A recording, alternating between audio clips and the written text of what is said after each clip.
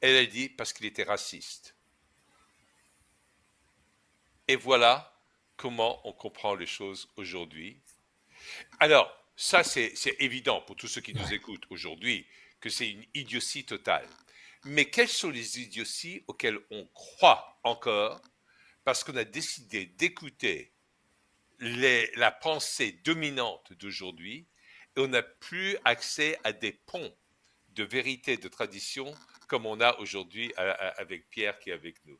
Et c'est pour ça que je voulais souligner ce phénomène-là. Alors, on continue à t'écouter sur la Révolution française et sur le pont que tu représentes. Je te rejoins entièrement au sujet de ces fameuses questions. J'avais entendu, mais ça remonte à pas mal d'années aussi, des questions similaires posées à des jeunes du style Henri IV, c'est avant ou après Louis XVI, après Louis XVI, c'était une victoire de Napoléon Ier, oui, Waterloo. Enfin, c'était, et le journaliste précisait, c'est pas une blague, hein, c'est réellement les Ouais, réponses. ouais, ouais. Oui.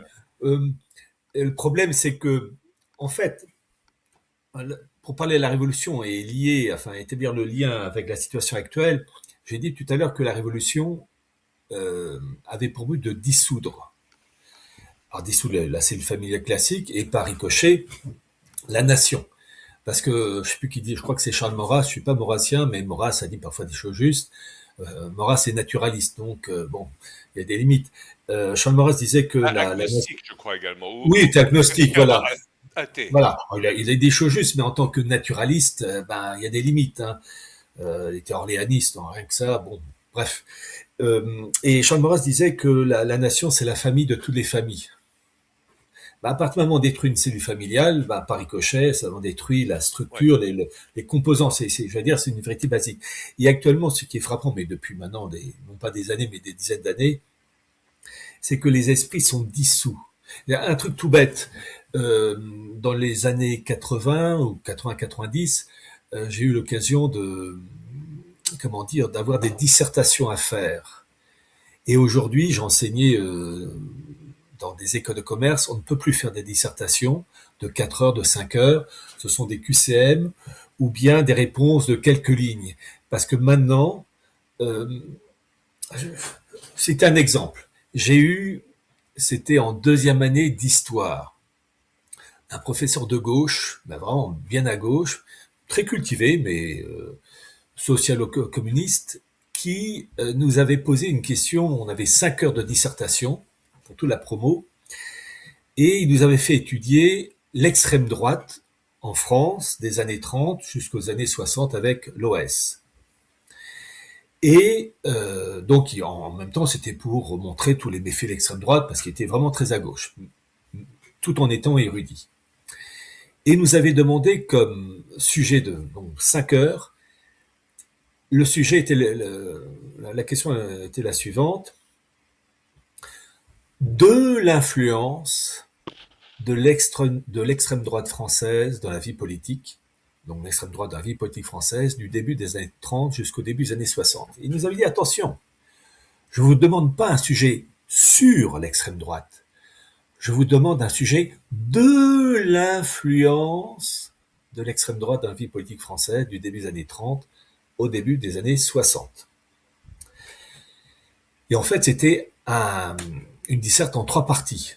La montée en puissance de l'extrême droite en France dans les années 30, son arrivée au pouvoir, en sachant que dans les années 40, avec Vichy, il y a une diversité, il y a l'extrême droite, mais aussi les royalistes, qui c'est pas l'extrême droite. Enfin, bon. Mais en gros, pour faire Il y avait les court, socialistes qui s'étaient il y avait, ralliés à voilà, Vichy. ne jamais oublier que les socialistes, enfin le Front populaire, enfin c'est une majorité de gauche qui a donné le plein pouvoir au maréchal Pétain, bon bref. Bien sûr. Ensuite, la chute du régime de Vichy, et puis sa renaissance avec l'extrême droite, avec tous ses courants, ses composantes, avec l'OS, l'affaire algérienne. Et puis après, Ordre Nouveau, etc. Voilà.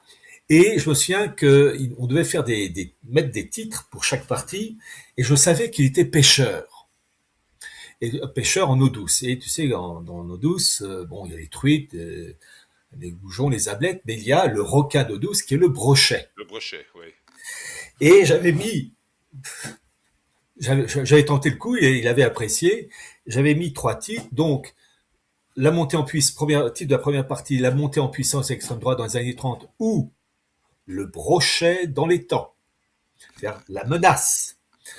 Deuxième partie, l'extrême droite au pouvoir, Seconde Guerre mondiale, ou le brochet seul dans les temps, parce qu'il a bouffé tout le monde. Troisième partie,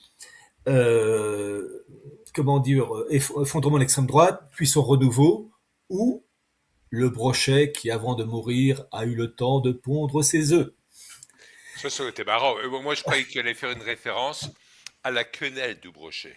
Non, Ça, donc, voilà, c'est une petite blague, un petit jeu de mots. voilà, désolé, on fait ce qu'on peut, j'avais une vingtaine d'années, et en fait, dans ce groupe, on était, je sais pas moi, 200, 250 étudiants en deuxième année d'histoire. On n'a été que 2 à avoir la moyenne. J'avais eu 13. Et en fait, déjà dans les années 80, les étudiants n'étaient pas en mesure de construire tout un déroulé. Et il avait bien dit, je ne vous demande pas un sujet sur l'extrême droite.